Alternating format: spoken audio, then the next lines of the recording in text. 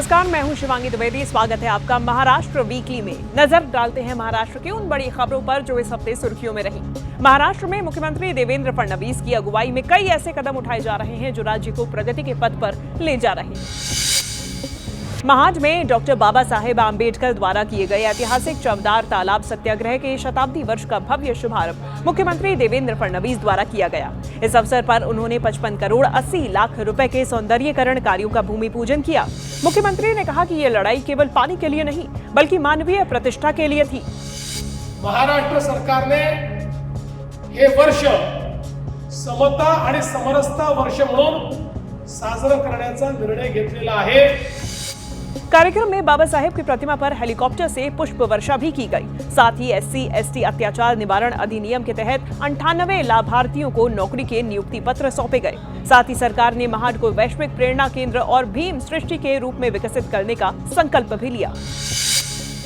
मुख्यमंत्री देवेंद्र फडणवीस ने विधान भवन परिसर में 3000 अत्याधुनिक राजमाता जिजाऊ स्मार्ट बसेस का लोकार्पण किया। इन बसेस में 56 सीटों की क्षमता है और सुरक्षा के लिए 4 CCTV, GPS, पैनिक बटन और पब्लिक एड्रेस सिस्टम लगाया गया है। ये सेवा प्रमुख शहरों के बीच शटल सेवा के रूप में संचालित होगी, जो यात्रियों को सुरक्षित और आरामदायक सफर का अनुभव प्रदान करेगी।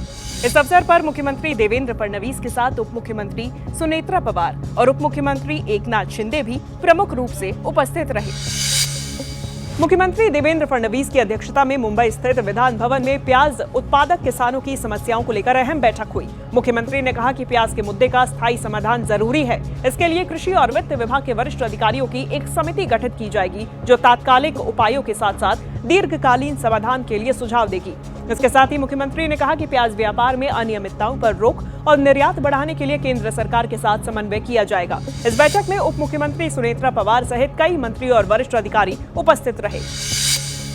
महाराष्ट्र में चीनी मिलों के आर्थिक संकट को दूर करने के लिए मुख्यमंत्री देवेंद्र फडणवीस ने मुख्य सचिव की अध्यक्षता में एक समिति का गठन किया है। ये समिति 15 दिनों में अपनी रिपोर्ट सौंपेगी, जिसके आधार पर विशेष आर्थिक पैकेज घोषित किया जाएगा। गुड़ और खांडसारी परियोजनाओं के लिए भी ये नियम बनाए जाएंगे। मुख्यमंत्री ने आश्वासन दिया कि केंद्र सरकार से रियायत दिलाने के लिए भी एक प्रतिनिधि मंडल दिल्ली भेजा जाएगा।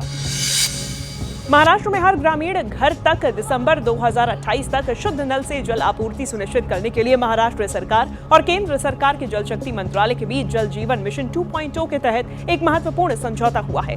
मुख्यमंत्री देवेंद्र फडणवीस नागपुर से वीडियो कॉन्फ्रेंसिंग के माध्यम से कार्यक्रम में शामिल हुए। इस समझौते का प्रमुख उद्देश्य हर घर जल प्रमाणन हासिल करना और पूरी हो चुकी जलापूर्ति योजनाओं को ग्राम पंचायतों को सौंपना है। निवेशकों के साथ धोखाधड़ी रोकने के लिए महाराष्ट्र सरकार ने MPID कानून में कड़े बदलाव किए हैं। मुख्यमंत्री ने विधानसभा में घोषणा की कि अब ऐसे मामलों का निपटारा 6 महीने में करना अनिवार्य होगा। आरोपियों को 2 से अधिक बार तारीख नहीं मिलेगी। संपत्तियों की नीलामी में तेजी लाने के लिए निजी सलाहकारों की मदद ली जाएगी। साथ ही विदेश भाग चुके आरोपियों के खिलाफ रेड कॉर्नर नोटिस जारी करने की प्रक्रिया भी शुरू कर दी गई है। 6 महिन्यात निकाल झाला पाहिजे आणि कुठल्याही परिस्थितीत 2 पेक्षा जास्त ॲडजॉर्नमेंट या ठिकाणी घेता येणार नाही। महाराष्ट्र सरकार की इस सख्ती से अपराधियों पर बड़ा असर पड़ेगा और हजारों निवेशकों को राहत मिलेगी। रतन टाटा महाराष्ट्र राज्य कौशल विश्वविद्यालय का पहला ऐतिहासिक दीक्षांत समारोह उपराष्ट्रपति CP राधाकृष्णन की उपस्थिति में संपन्न हुआ। इस अवसर पर 25,000 से ज्यादा विद्यार्थियों को डिग्री और प्रमाण पत्र प्रदान किए गए।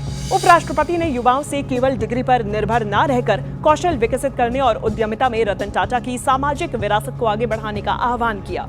मुख्यमंत्री देवेंद्र फडणवीस ने कौशल विकास को समय की जरूरत बताया और AI लिविंग लैब की सराहना करते हुए महाराष्ट्र के जल्द ही UAE और सिंगापुर जैसे अर्थव्यवस्थाओं से आगे बढ़ने का विश्वास जताया। समारोह में स्वर्ण पदक विजेता विद्यार्थियों और आदर्श ITI संस्थानों का विशेष सम्मान किया गया। मत्स्य पालन मंत्री नितेश राणे ने घोषणा की कि राज्य के मछुआरों को आत्मनिर्भर बनाने के लिए मुख्यमंत्री मत्स्य संपदा योजना को प्रभावी ढंग से लागू किया जाएगा। सरकार मछुआरों को आधुनिक नाव, जाल और कोल्ड स्टोरेज की सुविधा प्रदान करेगी।